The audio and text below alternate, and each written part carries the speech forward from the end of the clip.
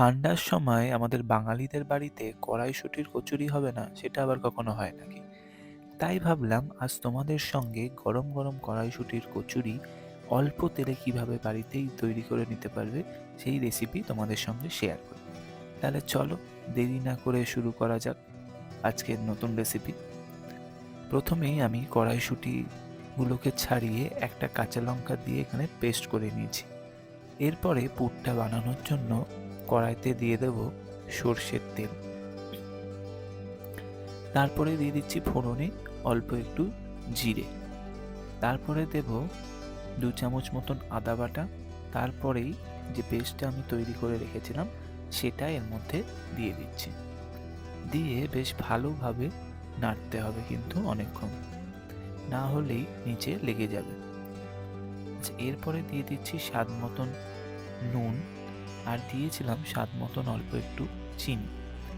আচ্ছা, আমি একটা জিনিস এখানে ভুলে গেছিলাম, যেটা হিংটা দিতে, তাই অল্প একটু সর্ষের তেল দিয়ে তারপরে আমি সামান্য একটু হিং দিলাম, যাতে গন্ধটা বেশ সুন্দর আসে পুরের। আবারও ভালো করে নাড়াচাড়া করে নিতে হবে। এরপরে দিয়ে দিচ্ছি 8 চামচ জিরের গুঁড়ো আর 8 চামচ ধনের গুঁড়ো দিয়ে আবারও বেশ ভালো করে নাড়িয়ে নিতে হবে। আচ্ছা দেখো, আমাদের পুরটা বেশ অনেকটাই হয়ে এসছে। হ্যাঁ, অনেকটা যখন এরকম হয়ে আসবে তখনই আমরা এটাকে একটু হাতে করে দেখে নেব, তারপরেই পুরটা নামিয়ে নেব। তোমরা কিন্তু অবশ্যই বাড়িতে বানিয়ে আমাকে জানাবে যে কড়াইশুঁটির কচুরি তোমাদের কেমন হয়েছে এবং কার কার ভালো লাগে। আচ্ছা, পুরটা হয়ে গেছে, আমি তুলে নিয়েছি। এরপরে ময়দাটা মেখে নেব। আমি এখানে 2 কাপ মতন রুল ময়দা নিয়ে নিয়েছি আর 2 কাপ নিচ্ছি আটা। আচ্ছা, পরে আমি আবার একটু বেশি আটা নিয়েছি। তো তোমরা শুধু চাইলে শুধু আটায় করতে পারো বা শুধু রুল ময়দাতেও করতে পারো, কোনো অসুবিধা নেই। দিচ্ছি স্বাদ মতো নুন আর একটু চিনি, আর দিচ্ছি বেশ খানিকটা সাদা তেল। দিয়ে এটাকে বেশ ভালো করে মেখে নিতে হবে। এই ঠান্ডার মধ্যে রাত্রিরে ডিনারে কিন্তু তোমরা এরকম কড়াইশুঁটির কচুরি বাড়িতেই বানিয়ে নিতে পারো। আচ্ছা, এটাকে ভালো করে অল্প অল্প জল দিয়ে এটাকে মাখতে হবে। প্রথমেই একবারে বেশি জল দিয়ে দিলে কিন্তু আটাটা আর মাখা হবে না, তাই অল্প অল্প জল দিয়ে ভালো করে এরকমভাবে মেখে নিতে হবে। আমি পাত্রটা অন্য পাত্র নিয়ে নিয়েছি, কারণ ওই বাটির মধ্যে মাখাটা অসুবিধা হচ্ছিল। আচ্ছা, এরপরে অল্প ছোট ছোট করে লেচি কেটে, তোমরা তোমাদের সাইজের মতন লেচি কেটে নেবে। তারপরে এর মধ্যে বাটির মতন করে পুরটাকে ভরে নিতে হবে। আচ্ছা, এখানে একটা ছোট্ট টিপস, এই যে আমি পুরটা ভরছি এটাতে যদি একটু আটা লাগিয়ে নেওয়া হয়, দিয়ে যদি এর ভেতরে ভরে নেওয়া হয়, তাহলে কিন্তু আর ফেটে যাওয়ার সম্ভাবনা থাকে না, বা বেলার সময় কিন্তু তোমার পুরটা আর বাইরে আসবে না।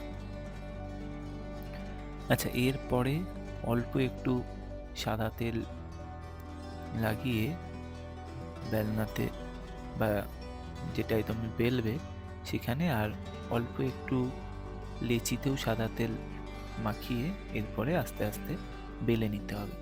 আচ্ছা, খুব জোরে বেললে হবে না, তাহলে কিন্তু ভেতর থেকে যে পুরটা ভরেছো তোমরা সেটা বেরিয়ে আসবে।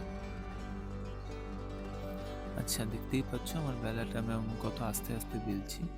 আচ্ছা, কার কার আমার ভিডিও ভালো লাগছে অবশ্যই কিন্তু আমাকে কমেন্ট করে জানাতে ভুলবে না। আর আমার চ্যানেলটিকে অবশ্যই লাইক, কমেন্ট, শেয়ার করবে, সাবস্ক্রাইব করবে। আচ্ছা, এরপরে আমার বেলা হয়ে গেছে। এরপরে এক সাইড আমি উল্টে দিচ্ছি।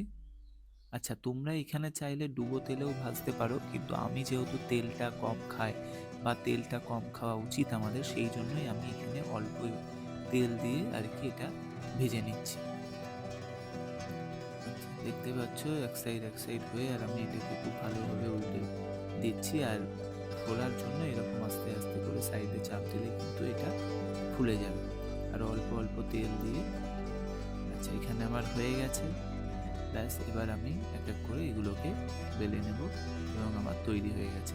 আচ্ছা, এর সঙ্গে আমি একটা কাশ্মীরি আলুর দম বানিয়েছি, সেটা আমি পরবর্তী ভিডিওতে আপলোড করব। আজকে একটাই ভিডিও আমি আপলোড করছি, তাই এটাই দেখতেই পাচ্ছ যে খুব সুন্দরভাবে কিন্তু কম তেলে কড়াইশুঁটির কচুরি কিন্তু ভাজা আমাদের রেডি হয়ে গেছে। এর সঙ্গে কাশ্মীরি আলুর দম আর একটা কালো মিষ্টি। আচ্ছা, কেমন লাগলো ভিডিওটা অবশ্যই আমাকে কমেন্টস করে জানাবে। আবারও দেখা হবে পরবর্তী একটি ভিডিওতে। সবাই ভালো থেকো, সুস্থ থেকো, টাটা।